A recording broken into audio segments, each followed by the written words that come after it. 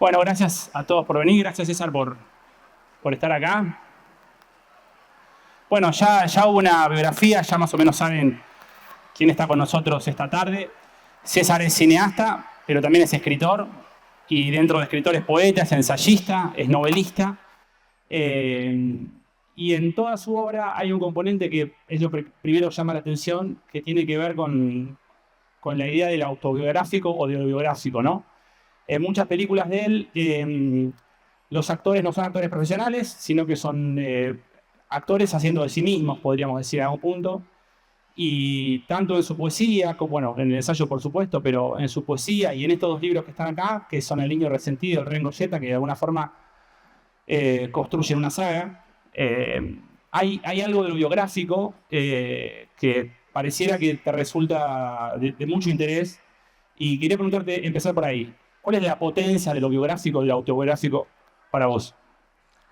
Bueno, buenas tardes. Muchas gracias a la gente de la Feria de la Flitch por la invitación. Celebro que existan estos espacios. Va a ser un contexto como el de hoy en día. Apostar por el libro, apostar por la cultura, siempre, siempre valioso. Así que felicitar a todas las personas que hacen posible esta feria. Eh, la potencia de lo biográfico siento que ha estado siempre en mi trabajo.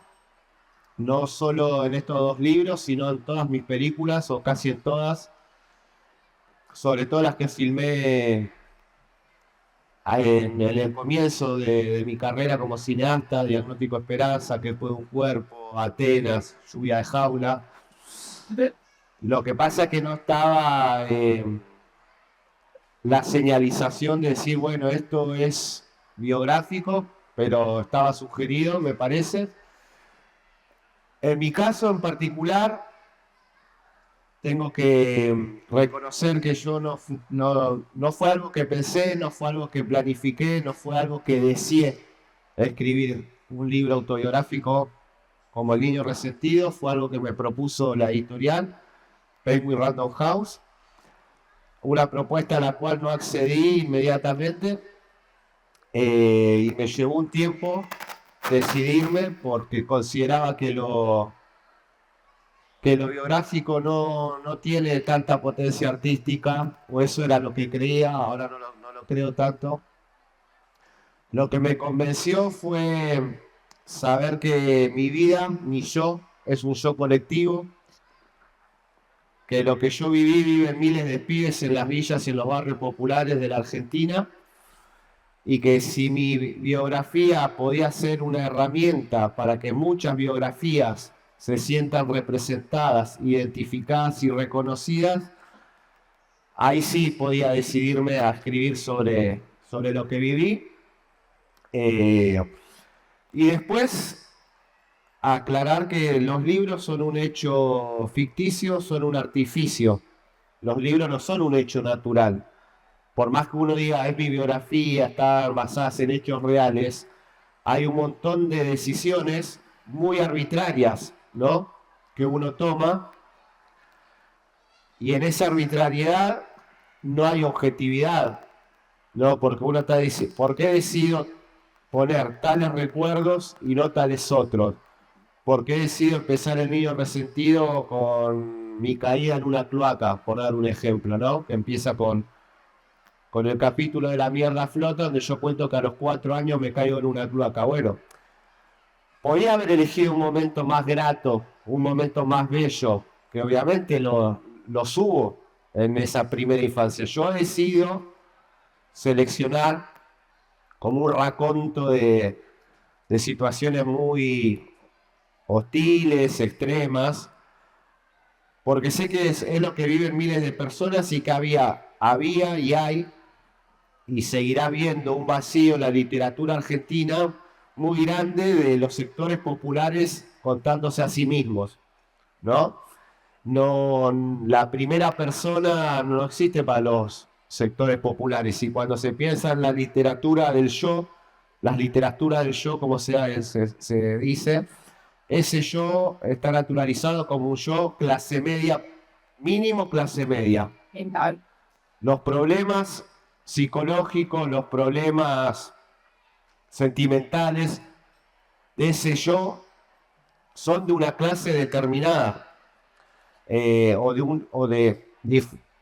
clase media, clase alta, clase media baja, clase media alta. Los sectores populares son lo otro siempre, ¿no? Y esa otredad puede entrar por un lado romántico, puede entrar por un lado positivo, porque para mí la romantización es mejor que la estigmatización y es mejor que la negatividad de, no sé, la literatura punitivista de los medios de comunicación. Y fue todo eso lo que me decidió decir, ¿por qué escribir sobre mi vida cuando yo no tenía ganas de hacerlo? Y al ver la reacción que tuvo el niño resentido, de tanta circulación, de tanta venta, por así decirlo, confirmó mi intuición de sentir que había un vacío en la literatura, que había que empezar por lo menos a intentar, no te digo llenar, pero por lo menos ponerle cosas a ese vacío. Primero porque el ingreso de los sectores populares a la literatura argentina le va a hacer un bien a la literatura argentina, porque vamos a conocer un punto de vista nuevo. Y los puntos de vista, en lo literario, en lo artístico, son muy importantes. Y ahí, ¿no? Las obras experimentales son las que juegan con los puntos de vista, no las que plantean más de un punto de vista en una obra. Entonces, no porque la experiencia sea un bien en sí mismo, no porque si lo viviste y lo escribís, eso es una virtud, no. Sino porque vamos a conocer primero experiencias que la mayoría no conoce, y esas experiencias van a hacer engordar a la potencia de la literatura. Pero para sacar conclusiones tienen que pasar algunos años importantes donde haya mucha cantidad de obras. No podemos sacar conclusiones con algunos libros. Y dudo que eso pueda pasar. Porque los cambios no se dan de forma aislada. Yo no creo que va a cambiar la literatura si no cambia la sociedad. La literatura va a expresar en todo caso un cambio que haya previamente en lo social.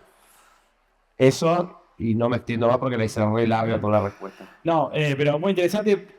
Durante la charla vamos a atravesar muchas cuestiones. César escribió un libro buenísimo que es Fetichismo a la Marginalidad. Pero ¿cómo te suena conceptos como autosuperación, resiliencia, ¿no? Sobre todo en una saga que está lejos todavía de llegar a ese cierre triunfal, si se quiere, ¿no? Sí, no me salen los cierres triunfales, pero quizá en algún momento me salgan. Yo no le voy a prohibir a nadie que interprete mi historia como quiera interpretarla. Si le quieren poner la etiqueta de superación personal, la etiqueta de ejemplo, la etiqueta de resiliencia, cada uno es libre y uno no puede censurar ni puede decirle a la gente, no, eso está mal, tenés que interpretarme así. No, cada cual con su hermenéutica libre. Ahora, yo estoy muy tranquilo de que no tengo una entrevista de la primera que di desde que salí de la cárcel donde yo haya hablado con el lenguaje de la superación. Eso por un lado me da tranquilidad porque la ética y la coherencia le trae cierta paz al espíritu, y a la vez no me gusta quedarme en el lugar de la queja. Yo intento pensar esos términos. Yo siento que si me ubican en un lugar de superación, nos quedamos con una lógica individual, ¿no? De la voluntad de poder en términos nietzschianos, ¿no? El individuo y su voluntad que puede contra todo. Y la verdad es que está bien eso, pero entonces hay que pensar el puede y hay que pensar el todo. ¿Qué es el todo contra el que uno puede? La sociedad, ¿no? Esa sociedad, uno tendría que luchar ¿para qué? Para ser bueno dentro de esa sociedad. Entonces lo que yo logré fue reinsertarme ¿dónde? En una sociedad que está podrida. Entonces, primero ayudar a entender que todas las categorías que tenemos naturalizadas vienen de algún lado. Hubo que, ¿no? Hay mucha historia en cada categoría, no cayeron del cielo. Y yo sé muy bien que ningún poema, tampoco cuando ya estaba en la cárcel y con las herramientas limitadas de mi educación en contexto de encierro, nunca me pensé así. Si a mí hay algo que me salvó, y quizás puedo ser quizás extremista con esto, yo sé que me salvó un pensamiento de clase, sentirme parte de una clase. Cuando empecé a ver que en la cárcel veníamos todos del mismo vientre de pobreza, donde todos habíamos vivido situaciones idénticas, dije, es porque pertenecemos a algo similar. Qué bueno que existieron pensadores que le pusieron una categoría de eso, que es la categoría de la clase, que es indestructible para mí, imbatible. No se ha superado. No hay nada que uno, por lo menos yo, pueda reconocer y me inspire tanto. Nunca fue decir, yo voy a zafar y todos ustedes, no el resto de mis compañeros estando presos, si no zafan es porque no quieren. Jamás pensé así. Jamás. Nunca me puse a pensarlo. Lo hice. Escribí, cambié hábitos. Y sí, cambié mi vida entre siendo un pibe chorro y salí con otra mentalidad, eso está claro. Pero esa mentalidad fue con una pertenencia de un colectivo que no descuida la subjetividad, porque obviamente tuve que decidir yo muchas cosas, tuve que desear yo muchas cosas y tuve que elegir yo. Pero todo ese yo fue siempre atravesado por lo colectivo. Y mi subjetividad, obviamente, creció y mi individuo apareció gracias a ese punto de partida que fue identificarme en términos de clase. Obviamente que para mí también hay algo de eso, como decía anteriormente. Si uno le va a decir a todos los pibes, miren, si lo hizo César González, lo pueden hacer ustedes también. Por un lado, eso está bien, no me molesta, pero no podemos ser ingenuos porque si todos los pibes de la villa quieren ser César González, tiene que haber otro tipo de sociedad donde puedan desarrollar su individualidad. Ningún individuo se realiza en una comunidad que no ha sido realizada, que es como cierra la comunidad organizada de Perón, que es un texto filosófico de 1949. Yo creo en eso. O sea, no le podemos decir a los pibes, no, salvate vos, preocupate vos, y mientras que la sociedad se desintegre, mientras que la sociedad sea cada vez más pobre. No, tenemos que decir, la sociedad es una suma de partes, cada parte tiene que brillar, pero cada parte preocupada por la otra parte. Y a la vez me pregunto, si todos los pibes de la villa quieren ser escritores, poetas o directores de cine, lo que sea,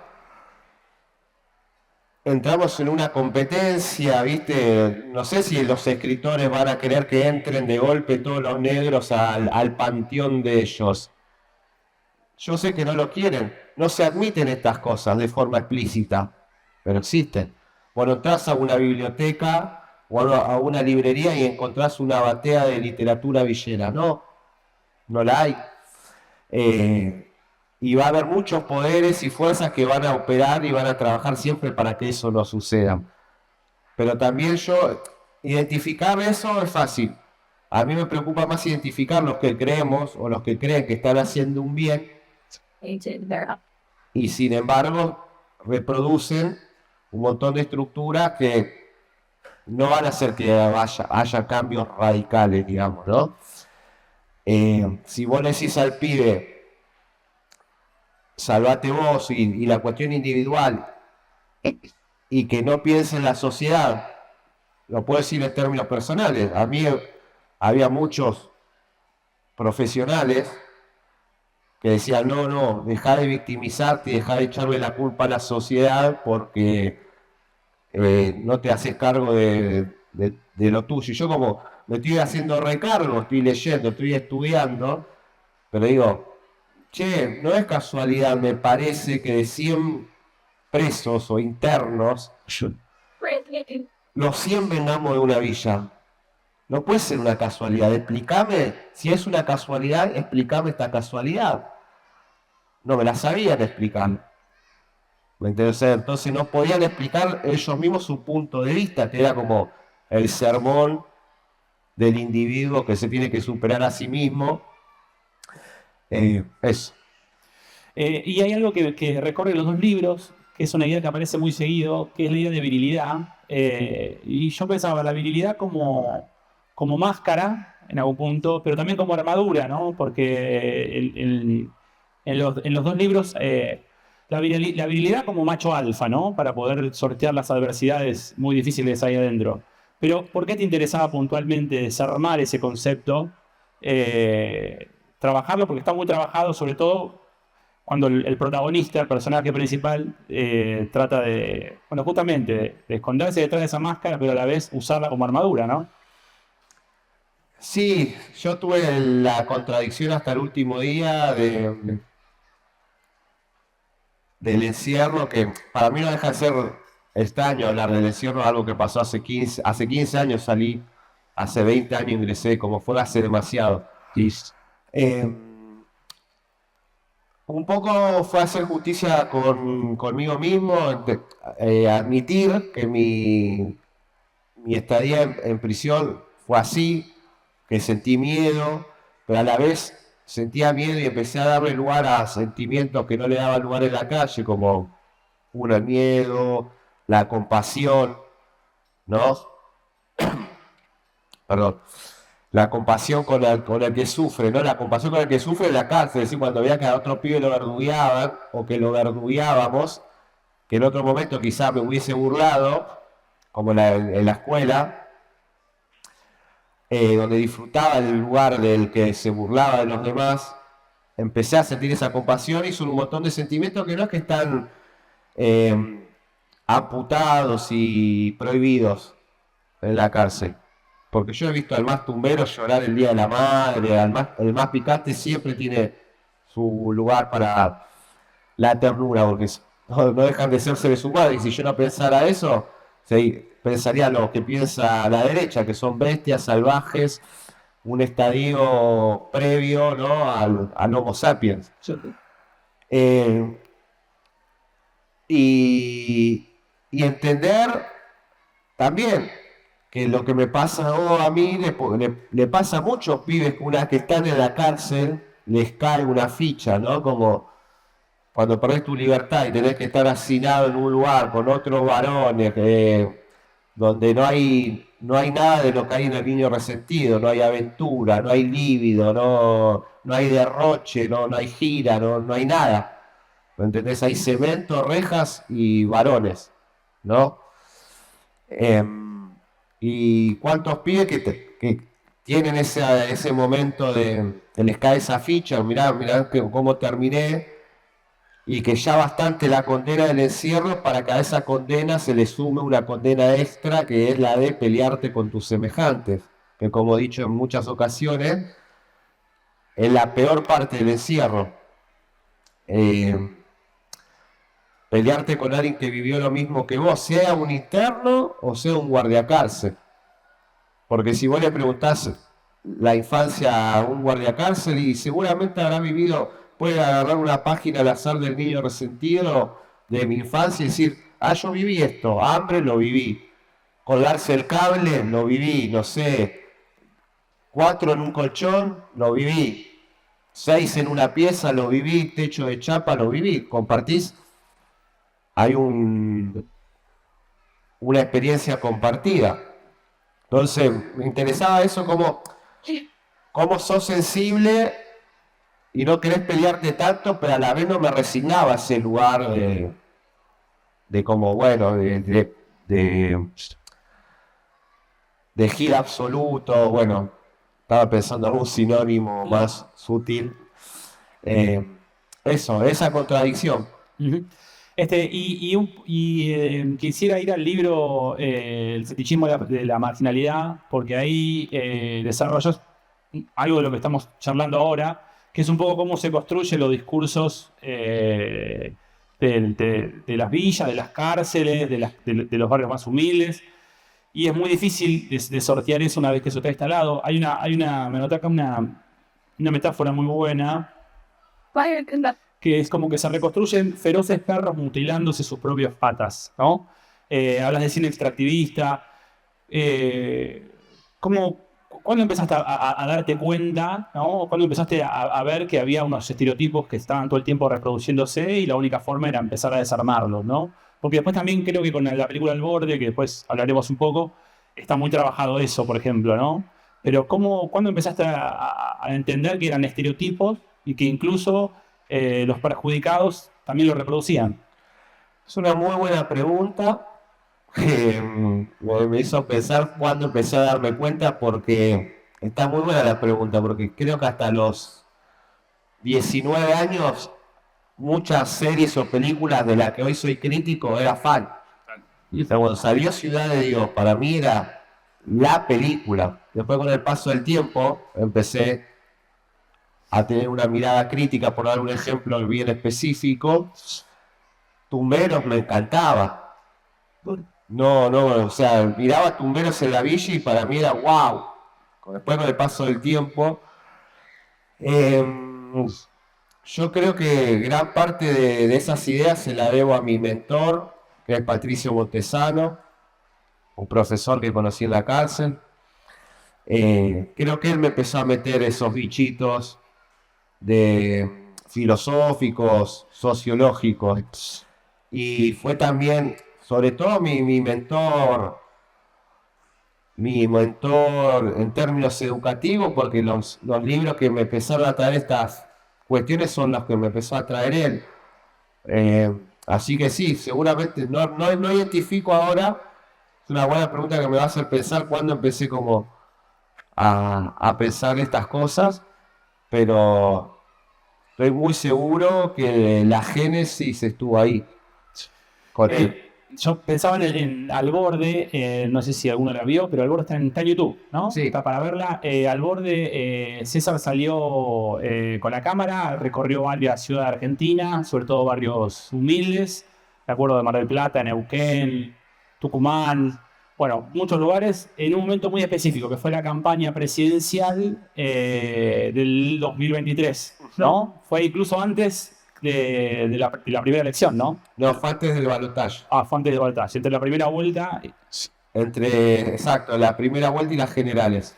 Y bueno, era la pregunta: ¿qué pasaba si Milei ganaba? Tú recorriste varias ciudades, preguntando a la gente preguntas muy simples como: ¿ya votaste? ¿A quién vas a votar? ¿Querés decirlo? ¿Qué pensás de las ideas de Milei? ¿Qué pensás de Massa? ¿No? Eran preguntas muy simples y la gente hablaba y era la forma de no hacer lo que hace muchos en el noticiero, que es preguntarle a los pobres, digamos, hacerles preguntas ya más elaboradas para que digan lo que quieren decir, ¿no? Y no solo es interesante cómo se armó la película, sino que la exhibición fue en 400 centros culturales, ¿no? A la vez. Acá en Chivilcoy se exhibió en el Centro Cultural Néstor Kirchner. Bueno, nada, ¿cómo fue esa experiencia? Porque en algún punto, yo cuando leo vos por esa película, me acuerdo que hablas mucho, que hay mucha esperanza en la gente y mucha solidaridad, ¿no? A contramano de lo que pensábamos, que se venía una ola de individualismo. No sé si no sé si es esa la idea. Yo creo que se ven las dos cosas en paralelo, no una que viene como a desmentir a la otra. Claro. Esa misma gente que puede tener un comedor en un barrio vota a Milei. Esa misma persona que son solidarias con los lugares donde nadie quiere pensar o hacer algo, luego lo votan. Entender la complejidad de ese voto, de la novedad de ese voto. La verdad que yo me inspiré en otras películas. Lo que decís, el mecanismo fue ese: preguntas bien genéricas y ningún tipo de repregunta y ningún tipo de forzar al entrevistado ni a la entrevistada y sobreestimando a nuestro pueblo desde el obrero más calificado al vendedor ambulante, creyendo que cada uno piensa y tiene sus argumentos no porque se los metieron en la cabeza, sino entendiendo a cada sujeto como activo y no simplemente como un receptor pasivo. Obviamente que había muchos momentos donde yo tenía que decirle, estás hablando de tu verdugo. Obviamente que yo tenía muchísimas ganas de meterme. Fue un ejercicio para cultivar la tolerancia muy, muy interesante para mí. Y creo que, bueno, ahí radica la potencia de la película y también la confianza de cada entrevistado animándose a responderme con total honestidad y naturalidad. Insisto, cuando alguien adentro, en el medio de una villa, nos aparece uno diciendo ahora vamos en 2 meses, gana el León en medio de la Villa 21. Una persona que vive en una casa muy, muy pobre, muy precaria. Ahora en 2 meses vamos a ganar dólares y no sé qué. Yo tenía mucha ganas de decir, viste, aparte uno se cree que porque vota distinto es superior al otro, ¿no? Esa soberbia como está muy a mano. Pero dije, no, lo importante es que es el documento. Si uno quiere lo que vos decías antes, ¿no? Al comienzo, si uno quiere confirmar sus tendencias, pone un canal y si tiene otras tendencias ideológicas, va al otro canal. Estaba la televisión, yo intentaba que no sea un informe televisivo, entendiendo que era un documental de una coyuntura muy, muy inmediata, ¿no? Porque se venían las elecciones y yo quería hablar de eso. Yo me inspiré en una película que se llama Le Joli Mai, de Chris Marker, que sale por París solamente a hacer preguntas muy genéricas. Y hay otra que se llama Crónica de un verano, de Charles Bush, donde es muy parecida también. Son preguntas genéricas a individuos de toda extracción y procedencia y origen. Lo tomé ahí. Y de otra película que se llama Primary, que es uno de los primeros documentales con cámara en mano de la historia de 1960, que lo sigue a Kennedy durante toda su campaña. Es una de las primeras películas donde la política aparece como algo pop. De ahí tomé las referencias para el borde. ¿Y qué pensás que pasaría si salís ahora o si salís más adelante? Digo, ¿crees que el ambiente sería similar? Me refiero a la gente predispuesta a charlar, la incertidumbre de lo que en ese momento estaba por venir, que no sabíamos pero no sabíamos. Mirá, Al borde en puntual es una película que se pensó como una herramienta como para concientizar y yo me fui dando cuenta que de lo que yo quería hacer, que era concentrarme en los sectores populares, no darle voz a ninguna persona, ni siquiera de clase media, porque dije, la clase que tiene lugares para expresar su voz de sobra no necesita que yo le dé voz o imagen. Lo que yo quería concentrarme con mi cámara es darle imagen a los que no suelen aparecer pensando política. Porque viste que el pobre está obligado a hablar de la pobreza. Sí. No puede hablar de coyuntura nacional, no le preguntan sobre historia, no le preguntan sobre la naturaleza, sobre el amor. El pobre tiene que hablar de la pobreza, de la droga, del narco, quejarse de la inseguridad del barrio y para eso aparece un pobre en pantalla. O exotizado, ¿no? O el paroxismo de las series y ese tipo de imagen. Yo tengo al borde a pobre pensando su país y no al decir que sos pobre, no. ¿Qué pensás de Milei como si fueras un cientista político? Con esa confianza, con esa sobreestimación, como decía antes. Si hiciera una película, de ahora primero que creo que el recurso está re quemado, hay demasiados canales de streaming y de ese tipo de formato donde salen a hacer preguntas similares, creo que pierde como un poco la novedad, y si yo hiciera algo ahora, sí hiciera una película en el orden de lo panfletario, porque creo que el intelectual no está simplemente para analizar y sobreanalizar los fenómenos. A veces también está para proponerle una idea al pueblo, marcarle esta es mi idea, y si me se dijo, yo haría una película diciéndole al pueblo, mirá la trampa que estamos, mirá el mal momento que estamos. En 50 años te aseguro que nadie va a querer recordar este momento del país, nos va a dar mucha vergüenza que hay el monstruo que tenemos, no solo el presidente, sino el gobierno. Bruto, viste, a mí, yo soy poeta, yo trabajo con las palabras, a mí la vulgaridad en el discurso es algo que no me gusta, y menos de gente que tuvo el privilegio de formarse, de hacer una carrera universitaria, como el privilegio que tuvo el presidente. No me gusta el insulto, Sí. menos de personas con poder. No sé, digo, están los chicos mirando, ¿no? Viste, sé demagógico por lo menos. Claro. Primero por las formas. Para mí sí las formas son el contenido. Después su programa económico de entrega absoluta. Pienso en esa función del intelectual, en mostrar, ayudar a que el pueblo salga de la hipnosis.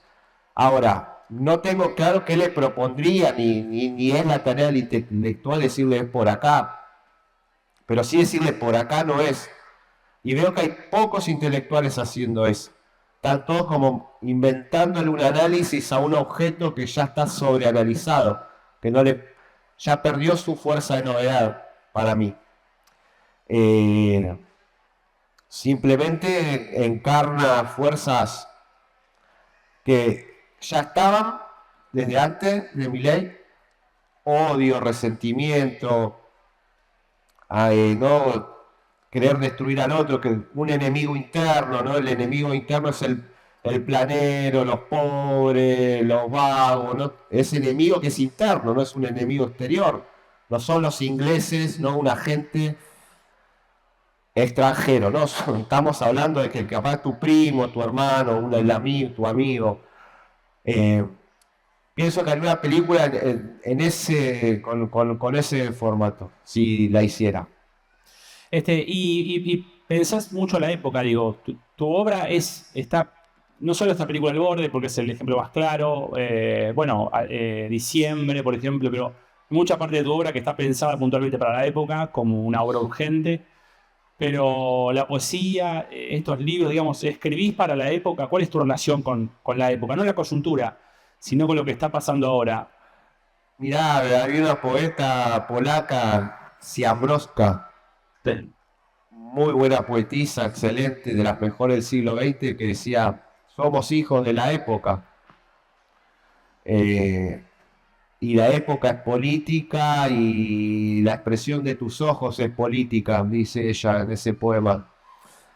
No es que uno es por la urgencia, sino para darnos cuenta que aunque uno no quiera hablar por la época, la época va a hablar por vos. Claro. Como la persona que dice, yo de política no hablo. Perfecto, la política va a hablar por vos si vos no hablas.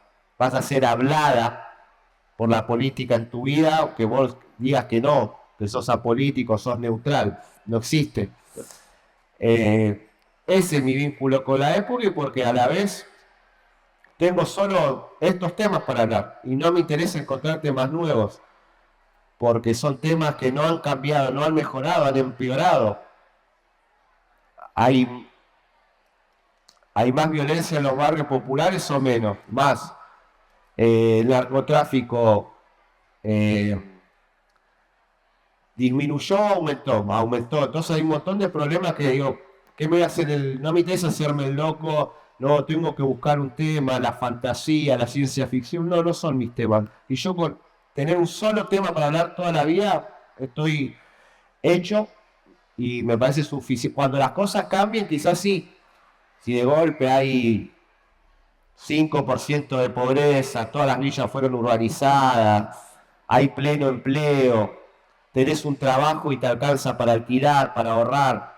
Bueno, y si pasara eso y yo sigo hablando de lo mismo, bueno, te estaría con algún bambito a corregir. Mientras las cosas no cambien, creo que no me interesa cambiar de temática. No considero que exista la alta literatura ni la baja literatura, como algunos me han insinuado, como, bueno, ¿no te cansás de hablar de esto, de escribir esto? No, no me canso. Porque aparte, ¿qué sería esto?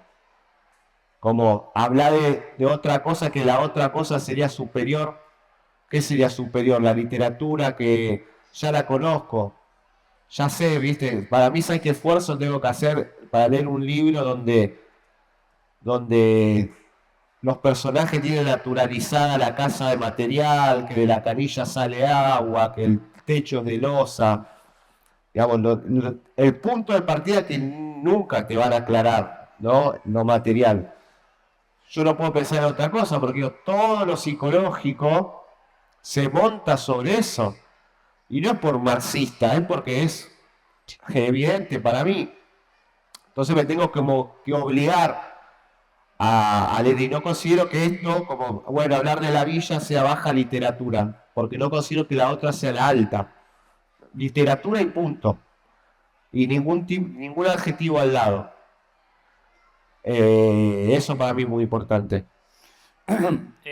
Bueno, para ir cerrando, yo quería contar acá que el título de esta conversación, que es Hacia un lugar que no sea la guerra, en realidad está en la contratapa del Niño Resentido.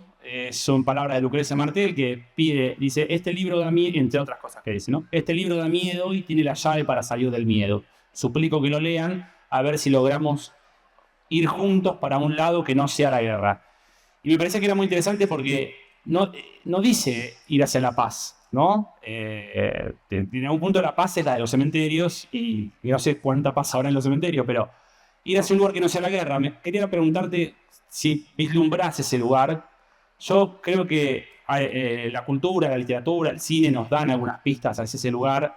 Pienso por ejemplo, en El Niño Resentido, cuando contás que tiene la tele, el cable, con tu mamá se juntaban a ver películas, anotaba qué película daban cada día.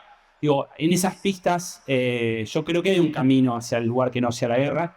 Y quería preguntarte cuáles son esas pistas, dónde encontrar esas pistas y si vislumbrás ese lugar. No, sí, claro que lo vislumbro y, a ver, eh, el éxito, por decirlo de alguna manera, de estos dos libros, para mí certifican que hay una porción de la sociedad argentina, no sé cuánto será la cantidad, pero que es Sí. muy sólida, que es sensible a las cuestiones sociales y que tiene un ímpetu altruista. No importa cómo lo lleve a la práctica, será con la militancia política, será a través de la Iglesia Católica, será a través de una ONG, será a través de armar una feria del libro, no importa. Pero hacemos cosas por los demás, ¿no? Nos despersonalizamos. Eh, por más que estemos en este momento, en este paréntesis histórico, que ojalá sea un paréntesis, ahí creo que me gana un poco el optimismo, Sí. pero creo que si no sé si es que la sociedad se volvió de derecha, si la sociedad se volvió fascista o de derecha, mis libros tendrían que ser un fracaso. Voy 12 ediciones del Niño Resentido y es un libro que, ¿quién lo leyó acá? Ah, re poca gente. Bien. Bueno, pueden corregir el error después de esta charla. En varios estados se están vendiendo.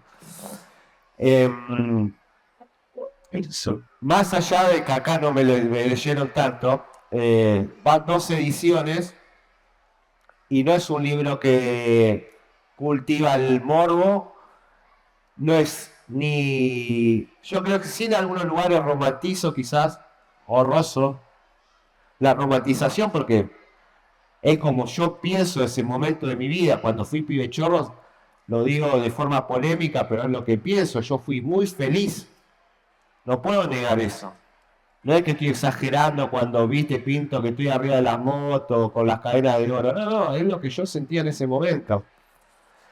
Eh, bueno, creo que es una expresión, es un dato y es como, por algo la tradición política, estudiantil, por los artistas que tenemos en este país, ¿no? Los movimientos, la gente, por algo la dictadura fue la más sangrienta de todo el continente, ¿no? La más sádica y la más perversa en la tortura fue esta porque querían arrancar de raíz esa sensibilidad de nuestro pueblo, ¿no? Por eso hay tantos artistas desaparecidos, escritores, pintores, músicos. No eran simplemente guerrilleros los desaparecidos. Además, son la minoría de la cantidad de desaparecidos. Intentan, han querido y no han podido erradicar esa sensibilidad. Digo, no le pertenece a ningún partido político, esto es como transversal, etérea casi. Entonces, sí, ojalá que eso pueda traducirse en lo macro político, en lo gubernamental, institucional. Pero bueno, ahí son muchos factores los que entran en juego, ¿no? Estoy pensando como las construcciones culturales, porque recién decías del libro, pero el año pasado en la Feria del Libro de Buenos Aires el evento más convocante fue la presentación del libro de Miriam Bregman, Zurda. Las construcciones culturales a veces, ¿no? La idea esta que decía de que el país se volvió de derecha, quizás no es tan así, y el voto es una circunstancia electoral. Sí, exacto, soy de lo que piensa de una forma que ya casi no se usa, que es dialéctica, que no es ni blanco ni negro, y tampoco es una síntesis, ni tampoco es el tercer estadio que te enseñan en la secundaria en filosofía de Aristóteles. Bueno, las cosas son todo eso a la vez. Se retroalimentan. Hay una derechización de la sociedad, sí que la hay, porque ya había discursos de odio previos a Milei. ¿Me entendés? Y previo al kirchnerismo y previo a la dictadura, no nació en el 2023. ¿No? Y no son propios de Argentina, porque viste, este patriotismo de cotillón del argentino que es solo patriota en el fútbol, cuando hay con un sticker del mate, o si al Eternauta la vieron no sé cuántas personas en el mundo. Y después la entrega de los recursos naturales, nadie es patriota ahí, ¿no? Se están robando el petróleo, el gas, la minería, no nos dejan ni las regalías actualmente, no importa. No, pero no que por el fútbol, pero hay un patriotismo para mí patético. Ojalá fuéramos patriotas, nacionalistas, con los recursos que tiene este país, del mínimo del G7 tendríamos que ser. No hay un sentimiento nacionalista, si vamos a ser la gran nación. Eso por un lado, y creo que eso no se derechizó del todo, pero tampoco nada. A eso es lo que voy. Son varias cosas a la vez. Y César, por último, ¿qué puede en este contexto, en esta época difícil, compleja, qué puede hacer un buen libro, una buena película? ¿Qué potencia hay ahí? Primero que es una potencia atávica, atemporal y a la vez estrictamente temporal, porque vos cuando lees un libro estás ocupando el tiempo de una manera no productiva en términos capitalistas o en términos de mercado o en términos de industria. Si es productivo en términos de conocimiento o emocionales, no todo libro igual un libro te puede entretener, te puede aburrir también. Después sí, yo tengo una concepción y una práctica del arte que como bien decías, dialoga con la época, confronta con la época, te habla de cosas como concretas y no tan abstractas. Creo que la potencia igual es, como decía, desde siempre, desde antes que exista el capitalismo, que es del siglo XVII y XVIII, más o menos. Antes existía el arte, ¿no? Estamos de acuerdo. Y siempre tuvo una potencia, no siempre para hablarle a la sociedad o no sé qué. Sí me gusta el arte que piensa el poder, que es el gran tema de esta especie para mí, el poder. ¿Qué hace con el poder? ¿Qué no hace? Si lo piensa, si no lo piensa, si lo tiene, si lo rechaza. Eso puede, justamente no puede poder como un trabalengua. Fuerte aplauso para César. Me dijeron que tengo que leer. Sí, Como cierre. sí. Muchas gracias. Bueno, Claro, sí. gracias, muchas gracias. Rochos místicos. Nunca brillé tanto como cuando fui delincuente. La belleza de robar consistía en la dichosa ilusión de que la justicia podía saborearse en un instante. Toda la sumisión retenida en la saliva durante generaciones se abreviaba, superaba y transformaba en los avances de un altivo malón, protagonista en un sanguinario y noctámbulo cuento de hadas. Odiábamos el sol porque nuestra rabiosa ansiedad de monarquía se abastecía de la oscuridad. La libertad no se buscaba, se imponía. Derrochábamos vitalidad por propia voluntad, pero también a pesar nuestro. Los relojes que robábamos nos duraban poco en la muñeca. Les temíamos, nos intimidaban. Los considerábamos un elemento atroz y cómplice de las autoridades, pero sobre todo porque había una necesidad compartida de habitar otro tiempo, uno propio, bendecido por espectros delictivos atávicos. Era como adaptar mitos del pasado al presente de un barrio popular argentino. No estábamos al compás de la realidad, ni tampoco éramos ingenuos. Dueños de todo en medio de la nada. Autores y espectadores de la misma tragedia. Socios en la caída. Sí.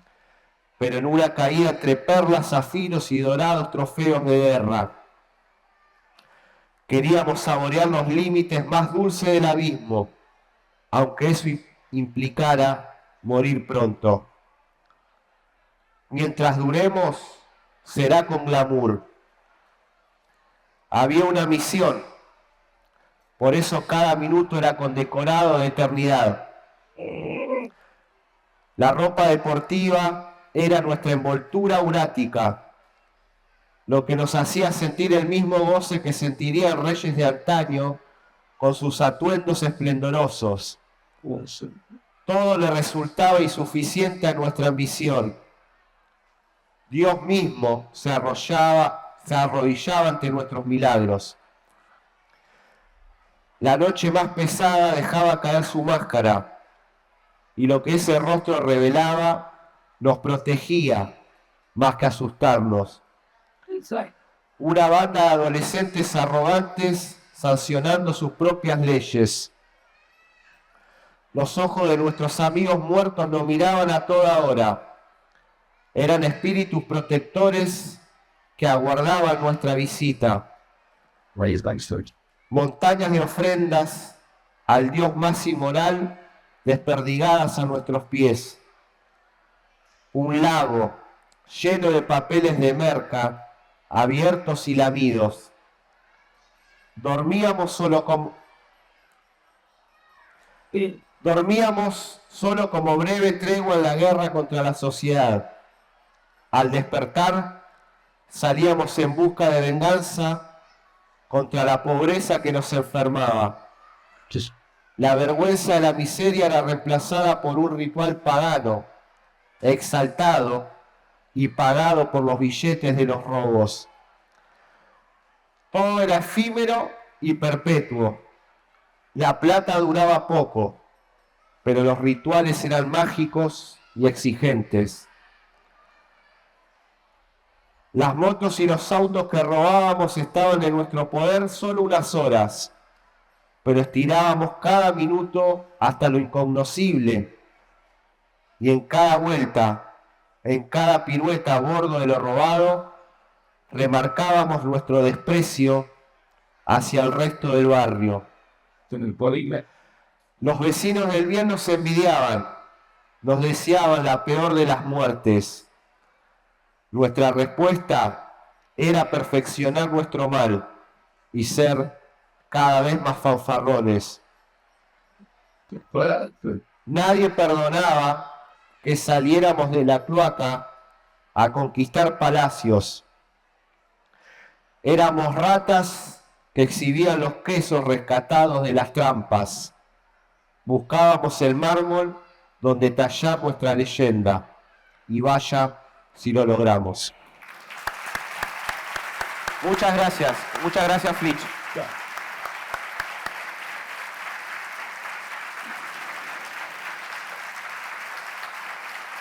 Gracias.